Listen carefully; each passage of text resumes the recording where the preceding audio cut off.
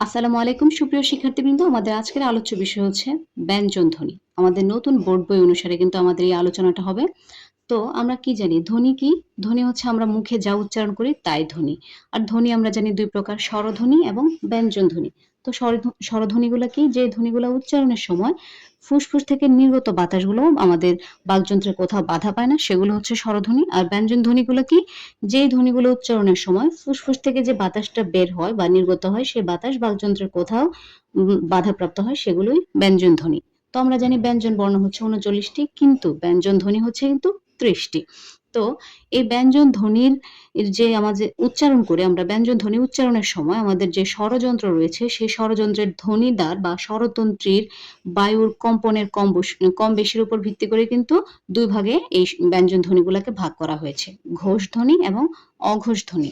আবার কি আমাদের যে এই ব্যঞ্জন ধ্বনিগুলো আমরা উচ্চারণ করি, এই ব্যঞ্জন ধ্বনি উচ্চারণের সময় যে আমাদের ফুসফুস থেকে বাতাস বের হয়, সে বাতাসের বেগের কম বেশির উপর, অর্থাৎ কখনো কম বাতাস বের হয়, আবার কখনো বেশি বাতাস বের হয়। এই যে বাতাসের কম বেশির উপর ভিত্তি করে বেগের যে তারতম্যটা হয়, তার উপরও কিন্তু ভিত্তি করে ব্যঞ্জন ধ্বনিকে ২ ভাগে ভাগ করা হয়েছে। অল্পপ্রাণ এবং মহাপ্রাণ। আমাদের মধ্যে অনেকেই রয়েছে যারা অল্পপ্রাণ মহাপ্রাণ ধ্বনিগুলা, অর্থাৎ অল্পপ্রাণ মহাপ্রাণ ব্যঞ্জন ধ্বনিগুলা অথবা ঘোষ ব্যঞ্জনগুলা এবং অঘোষ ব্যঞ্জনগুলা চিহ্নিত করতে পারি না। তো আজকের ভিডিওটা আমার সে উদ্দেশ্যেই যেন আমাদের এই বিষয়টা একদম ক্লিয়ার হয়ে যায়। তো আমরা কি জানি ক থেকে যে ম পর্যন্ত, এই যে ক থেকে ম পর্যন্ত যে ২৫টি ব্যঞ্জন ধ্বনি রয়েছে, এগুলাকে কিন্তু স্পর্শ ব্যঞ্জন বলা হয়। অর্থাৎ ক থেকে ম পর্যন্ত এই ২৫টি ব্যঞ্জনকে বলা হয়, ক থেকে ম পর্যন্ত যে ২৫টি, এগুলো হচ্ছে বর্ণ, ব্যঞ্জন বর্ণ। কিন্তু এর মধ্যে যখন মূর্ধন্য ইয় এবং মূর্ধন্য বাদ দেব, তখন আমাদের ধ্বনি হবে ২৩টি। বর্ণ ২৫টি, কিন্তু ধ্বনি হচ্ছে ২৩টি। এই ক থেকে ম পর্যন্ত এই ২৫টি বর্ণকে কিন্তু বলা হয় স্পর্শধ্বনি। ২৩টিকে বলা হয় স্পর্শধ্বনি। ধ্বনির বেলায় বলবো স্পর্শধ্বনি, বর্ণের বেলায় বলবো স্পর্শ ব্যঞ্জন বা বর্গীয় ধ্বনি বা বর্গীয় বর্ণ। অর্থাৎ এগুলোকে আমরা কি বলবো? বর্গীয় ধ্বনি বা বর্ণ। তো আমরা খুব সহজেই এই বর্গীয় বর্ণগুলোর মাধ্যমে কিন্তু অঘোষ, ঘোষ, অল্পপ্রাণ, মহাপ্রাণ এই ধ্বনিগুলো বের করতে পারবো। আমাদের আজকের ক্লাসের উদ্দেশ্য হচ্ছে অঘোষ, ঘোষ, অল্পপ্রাণ, মহাপ্রাণ ব্যঞ্জনগুলা বা ধ্বনিগুলা বের করা। তো আমাদেরকে যদি আমরা খুব সহজেই মনে রাখতে চাই, আমাদের যে বর্গীয় বর্ণগুলো রয়েছে, সেই বর্গীয় বর্ণের ১ নাম্বার এবং ২ নাম্বার কলামের যে বর্ণগুলো রয়েছে, এগুলো হচ্ছে অঘোষ, এবং ৩ নাম্বার এবং ৪ নাম্বার, ৩, ৪, ৫ এই ৩টি কলাম হচ্ছে ঘোষ। তার মধ্যে এই ৫ নাম্বারটাকে আমরা বলবো নাসিক্য, এবং যেহেতু আমরা ধ্বনিগুলো লিখবো, কয়েকটা বর্ণ এখান থেকে বাদ দিতে হবে। তো আমি একটু লিখে দিচ্ছি।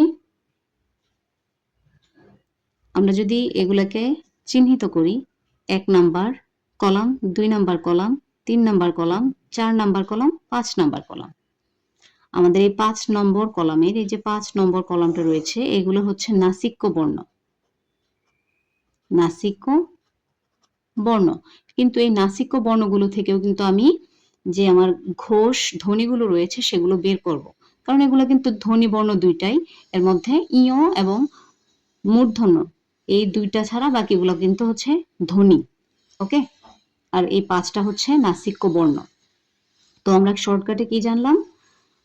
১, ২, ১, ২ হচ্ছে, অর্থাৎ কলামের ১, ২ কলাম হচ্ছে অঘোষ, ১, ২ এর বর্ণগুলো হচ্ছে অঘোষ ব্যঞ্জন, এবং ৩, ৪, ৫ এগুলো হচ্ছে ঘোষ ব্যঞ্জন বা ঘোষ বর্ণ বা ঘোষ ধ্বনি বা অঘোষ ধ্বনি। আমি কি বললাম? ১, ২ কলামের ১, ২ হচ্ছে অঘোষ, এবং কলামের ৩, ৪, ৫ হচ্ছে ঘোষ, এবং এই ৫ নাম্বার কলামের বর্ণগুলো হচ্ছে নাসিক্য বর্ণ। এখান থেকে ইয় এবং মূর্ধন্য বাদে বাকি ৩টা হচ্ছে নাসিক্য ধ্বনি। এবং অল্প প্রাণ কোনগুলো? অল্প প্রাণগুলো হচ্ছে খুবই সহজ, ১, ৩ অল্প প্রাণগুলো হচ্ছে ১, ৩, ১, ৩ এই বর্ণগুলো হচ্ছে অল্প প্রাণ, এবং ২, ৪ এই বর্ণগুলো হচ্ছে মহাপ্রাণ। ২, ৪ এই বর্ণগুলো হচ্ছে মহাপ্রাণ। তো এখন আমরা যদি অঘোষ ধ্বনিগুলো, এখানে আমরা ধ্বনিগুলো লিখবো, আমরা কিন্তু অঘোষ ধ্বনিগুলো লিখবো। তো অঘোষ ধ্বনি কি? আমাদের বর্গীয় বর্ণ বা ধ্বনিগুলোর 1 নাম্বার এবং 2 নাম্বার কলাম হচ্ছে অঘোষ। তো আমরা সবগুলো লিখে ফেলি। ক চ ট ত প, ক চ ট ত প, আবার খ চ ঠ ত ফ, খ ছ ঠ থ ফ, এগুলো হচ্ছে অঘোষ ধ্বনি। এই অঘোষ ধ্বনিগুলোর সাথে আমাদের আরো 2টি ধ্বনি যুক্ত হবে যেগুলো অবর্গীয়। সেই ধ্বনিগুলো কি? স, স, স এবং স। তো এই টোটাল আমাদের বোর্ড বই অনুসারে এগুলো হচ্ছে অঘোষ ব্যঞ্জন বা অঘোষ ধ্বনি। এখন বের করব ঘোষ। এখন বের করব ঘোষ ব্যঞ্জন বা ঘোষ ধ্বনিগুলা। তো আমরা কি জেনেছি? আমাদের যে এই যে কলামটা আমাদের বর্গীয় বর্ণগুলো 3 4 5, 3 4 5 এই কলামের বর্ণগুলো কিন্তু ঘোষ বর্ণ। তো আমরা যদি ঘোষ বর্ণগুলো লিখি, গ জ ড দ ব ঘ ঝ ঢ ধ ভ, এগুলো হচ্ছে ঘোষ। এবং 5 নম্বর কলাম থেকে আমরা নিব উ দন্তন্য ম। তো এগুলো কিন্তু আমাদের 3 4 5 এই কলাম থেকে নিয়েছি। 3 4 5 এই কলাম থেকে নিয়েছি আমাদের ঘোষ ব্যঞ্জন ধ্বনিগুলা। এবং এটার সাথে আমাদের অবর্গীয় কয়েকটা ধ্বনি যুক্ত হবে। আমাদের বোর্ড বই অনুসারে আমাদের ঘোষ ব্যঞ্জন ধ্বনি দেওয়া রয়েছে 18টা। তো এখানে আমাদেরকে আরো যোগ করতে হবে হ, হ যোগ করতে হবে ঢয় বিন্দু র, ঢয় বিন্দু র, র বয় ব, বয় বিন্দু র, ল।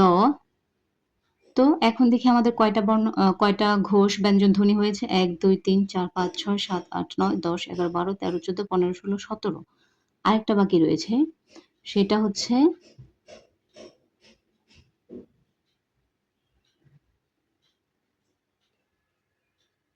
ঢয় বিন্দু র, ঢয় বিন্দু র। তো আমাদের বোর্ড বই অনুসারে ঘোষ ব্যঞ্জন কিন্তু আমাদের বোর্ড বইয়ে যতগুলো দেওয়া রয়েছে ততগুলো হয়ে গিয়েছে।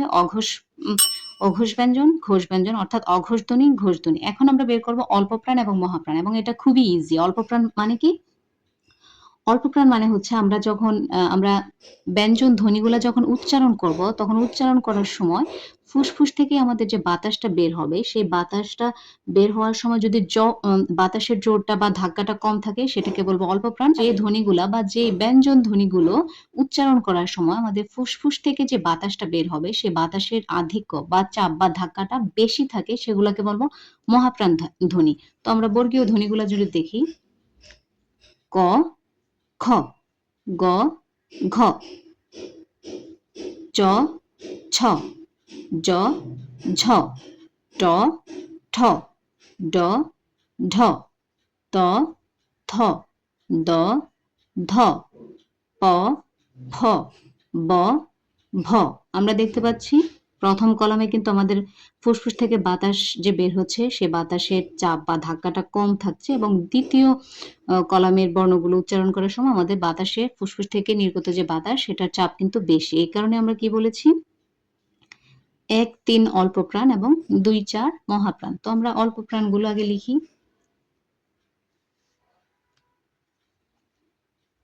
ক চ, তোমরা অবশ্যই আমার উচ্চারণ খেয়াল করো। এখানে আমার ফুসফুসের যে নির্গত বাতাস, সেখানে চাপটা কম। ক চ, ট ত প। মহাপ্রাণগুলো লিখি খ ছ ঠ থ ফ। এবার তৃতীয় কলমটা যদি দেখি, গ জ ড দ ব। এখানে কিন্তু আমাদের ফুসফুস থেকে নির্গত বাতাসের যে আধিক্য অর্থাৎ ধাক্কাটা কম, কিন্তু মহাপ্রাণের বেলায় কিন্তু বেশি। ঘ, চতুর্থ কলাম, ঘ ঝ ঢ, ধ, ভ। এগুলো কিন্তু আমরা বর্গীয় বর্ণগুলো থেকে নিয়েছি। এছাড়াও আমাদের যেহেতু এটা ব্যঞ্জন ধ্বনি নিয়ে আলোচনা করা হচ্ছে, তো অল্প প্রাণ ব্যঞ্জন ধ্বনিগুলো আরো কিছু যোগ হবে এবং মহাপ্রাণেও আরো কিছু ধ্বনি আমাদের যুক্ত হবে যেগুলো অবর্গীয়। তো এখানে অবর্গীয় আর কি কি যুক্ত হবে আমাদের অল্প প্রাণে? আমাদের বোর্ড বইয়ে রয়েছে 13টি, এখানে রয়েছে 10টি, তো আমাদের আরো 3টা ধ্বনি বাকি। সেগুলো কি কি? দন্তস্ব, ঢয় শূন্য র মানে ঢয় বিন্দু র, তালব্যস্য। যে এগুলো কিন্তু লিখলাম তাই আমি বর্ণ উচ্চারণ করলাম। এগুলো হবে স,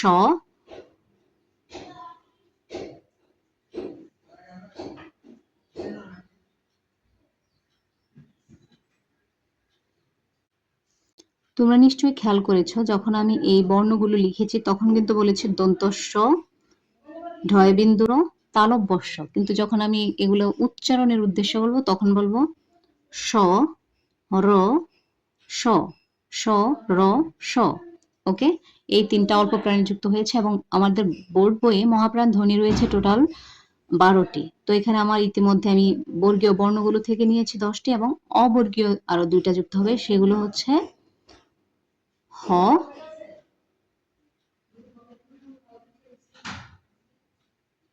র। এটা ঢয়ে বিন্দু র আমরা যখন লিখবো তখন বলবো, কিন্তু উচ্চারণের বেলায় হবে র, র। ঠিক আছে? ব্যঞ্জন ধ্বনি।